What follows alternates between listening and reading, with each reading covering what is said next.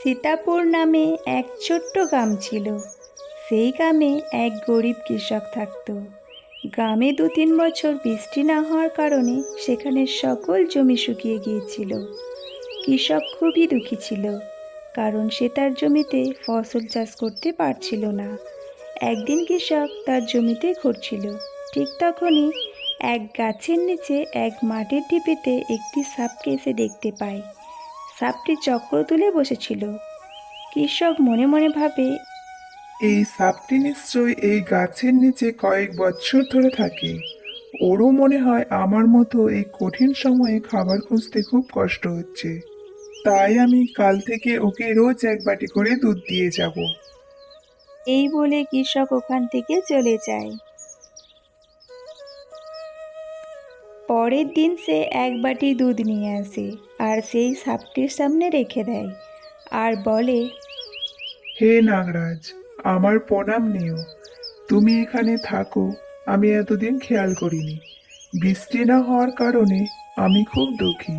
আমার মনে হচ্ছে তোমারও কষ্ট হচ্ছে, তাই আজ থেকে তোমাকে রোজ এক বাটি দুধ আমি দিয়ে যাব।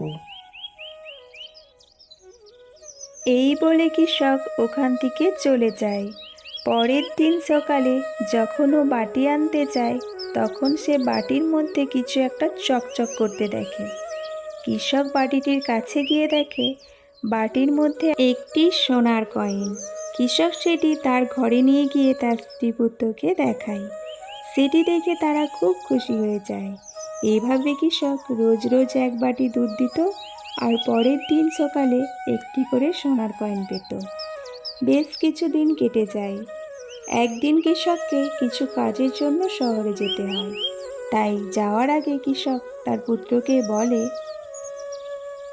শোন রামু, শহরে আমার একটু কাজ আছে, ফিরতে একটু দেরি হবে।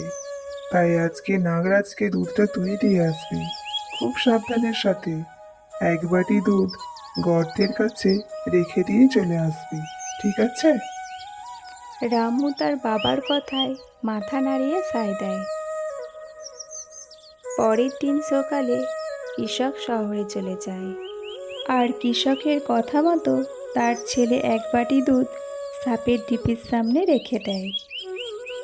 কৃষকের ছেলে মনে মনে ভাবে, সাপটা তো খুব চতুর, নিশ্চয়ই ওর কাছে অনেক সোনার কয়েন আছে, কিন্তু ও রোজ একটা করে দেয়। যদি আমি সাপটাকে মেরে ফেলি, তাহলে সব সোনার টাকা নিতে পারি। এই বলে কৃষকের ছেলে একটা লাঠি হাতে নিয়ে কিছুটা দূরে গিয়ে সাপটার বাইরে বেরিয়ে আসার জন্য অপেক্ষা করতে থাকে। বেশ কয়েক ঘন্টা পর সাপটি ঢিপির বাইরে বেরিয়ে আসে আর দুধ খেতে শুরু করে। কৃষকের ছেলে লাঠি হাতে ছুটে আসে আর সাপটিকে জোরে জোরে পেটাতে থাকে। সাপটির খুব আঘাত লাগে। সে দৌড়ে গিয়ে কৃষকের ছেলের পায়ে কামড়ে দেয় আর আহত অবস্থায় সে ঢিপির মধ্যে এসে ঢুকে পড়ে। সাপটির বিষ ছিল খুবই বিষাক্ত, তাই কৃষকের ছেলে মাটিতে লুটিয়ে পড়ে।